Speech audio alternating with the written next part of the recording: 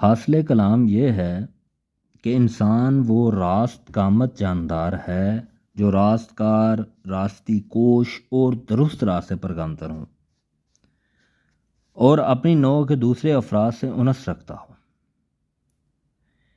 اس مرحلے پر آپ بھی وہی کچھ سوچ رہے ہوں گے جو میں سوچ رہا ہوں، اور وہ یہ کہ لغت کے اعتبار سے انسان کے جو معنی ہیں، کیا ان معنی سے ہماری یعنی انسانوں کی اکثریت کوئی دور کا بھی تعلق رکھتی ہے؟ کیا انسان واقعی وہ جاندار ہے جو راست کار، راستی کوش اور درست راستے پر گامزن ہو؟ ہرگز نہیں۔